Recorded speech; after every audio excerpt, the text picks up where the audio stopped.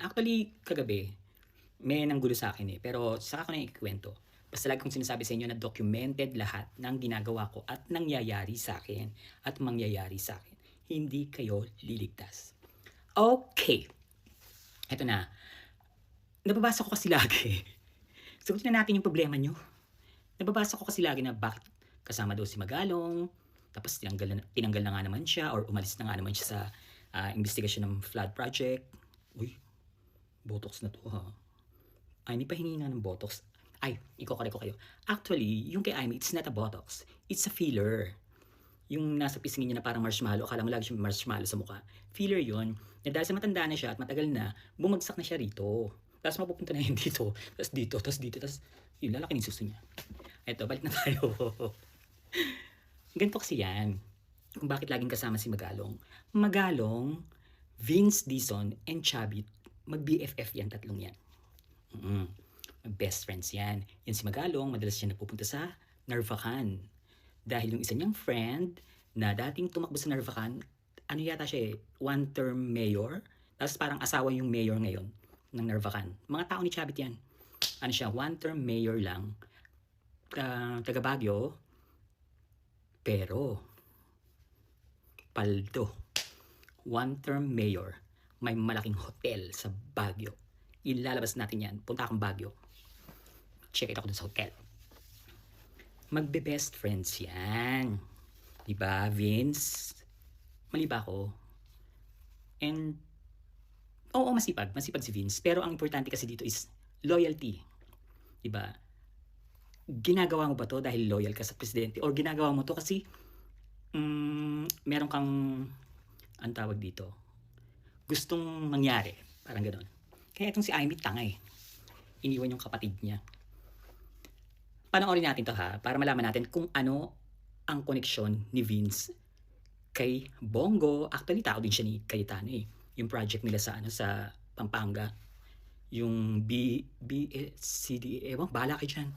Popost ko na lang, tao siya ni Bongo, kung ano yung eksena niya dati, na talagang Duterte siya. At saka ang malaking tanong kasi dito, Vince Dizon, bakit yung kinuha mong group is puro Duterte at mga militar at mga retired militaries. Yung isang kinuha mo pa na taga DPWH kasangkot pa sa Ghost Flood Project kaya nag-resign kasi nakakahiya. I-check niyo po lahat nung binuong grupo ni Vince Dizon. Makikita niyo yun sa Google. Tingnan niyo. Si Kalima nga dating sa Bureau of Immigration. May kaso yan. Tapos nawala na lang yung kaso. Tapos ngayon nasa DPWH. Ano yun? Panoodin muna natin to. Nako.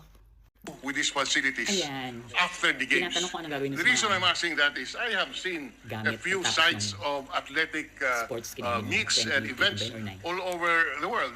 I have seen the Olympic Stadium in a number of countries, which today are just monuments of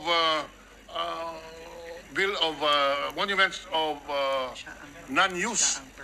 And these are assets which are in effect just in our books without any income being earned. So first, is there a plan on what to do with this? Basa, Bongo.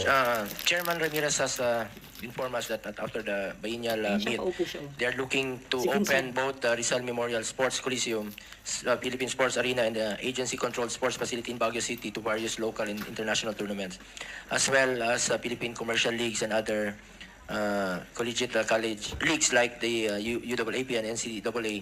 Hosting these tournaments after the SEA Games can draw additional revenue for the PSC to be used for improving the living conditions of the athletes, such as their nutrition, dormitories, and allowance. As for the facilities in the new Clark City, some of these facilities can be utilized by the Philippine High School for Sports to be established in the area. These facilities can be used to provide our student athletes world-class training, which will eventually help the country return to the top in the world of sports. Bulong, Vince. Mr. President, thank you for that response. O yan, nakita niyo na. So, kilala niyo na si Vince Dizon. Naipakilala ko na si Vince Dizon sa inyo na maayos. Okay na? Ngayon, huwag na kayo magtaka kung bakit kasama si Magalong. Sa susunod, ipopost ko naman yung connection nila. Magalong, si Chavit, bakit ang tapang ni Chavit na hanggang ngayon hindi pa rin inaaksyonan ng gobyerno ang kanyang mga galawan, gantong siya yung isa sa punot dulo ng destabilization, di ba? Nga naman, ba't nga naman di na-actionan, no? Agad-agad, no, Vince? O siya. Ito naman pala si Amy. May sasabihin ako sa'yo, girl. Kasi ikaw, tawag dito, kung inaakala mo, kung sakaling tatakbo si Sara sa susunod na eleksyon, excuse me lang, hindi ikaw ang kapartner. Hindi matutupad ang Sarami. Hindi. Si Vince yan. Maniwala ka sa akin. Ayaw nila sa Marcos. Pinasasakay ka lang. Ikaw naman, sakay ka ng sakay. Eh kung yung kapatid mo yung kinakampihan mo, eh di mas powerful, di ba? Kasi magka-share kayo sa Pogo. Chururut.